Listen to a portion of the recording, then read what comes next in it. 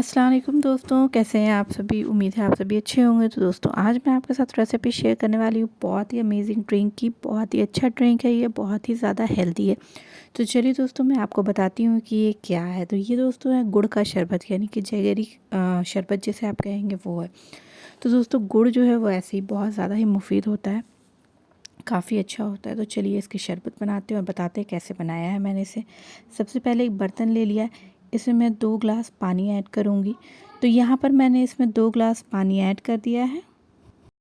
तो दोस्तों यहाँ पर मैं जो गुड़ का इस्तेमाल कर रही हूँ वो गुड़ का पाउडर है। अगर आप गुड़ के ढेले का इस्तेमाल कर रहे हैं तो आपको यहाँ पे रेस्ट करने के लिए, यानी कि घुलने के लिए इसको वक्त लगेगा। तो वो वक्त जैसा गुड़ होगा उस हिसाब से वक्त लगेगा।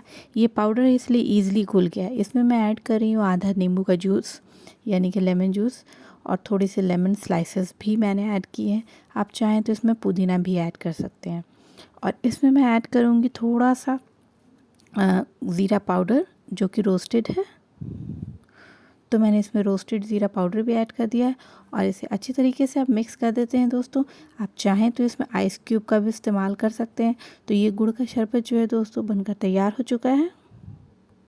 तो चलिए इस मज़ेदार सी और हेल्दी सी रेसिपी को मैं सर्व करती हूँ। तो इसे मैं ग्लास में डाल लेती हूँ। गार्निश कर लेंगे इसकी लेमन से। आप इसमें चाहें तो पुदीने के पत्ते का भी इस्तेमाल कर सकते हैं, इसमें चाहे तो काला नमक भी ऐड कर सकते हैं। डिपेंड करता है आपके ऊपर चॉइसेस। या चाहें तो आप इसमें लेमन जो है वो स्किप भी कर सकते हैं, सिर्फ़ और सिर्फ गुड़ और पानी से भी इसे बना सकते हैं।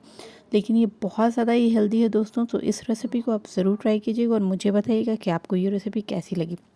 अगर रेसिपी पसंद आई हो तो इसे लाइक करें, शेयर करें और मेरे चैनल को सब्सक्राइब करना ना भूलें। तो मैं आपसे फिर मिलूँगी अपनी अगली रेसिपी के साथ। तब तक के लिए अल्लाह हाफ़िज़, टेक केयर, बाय बाय।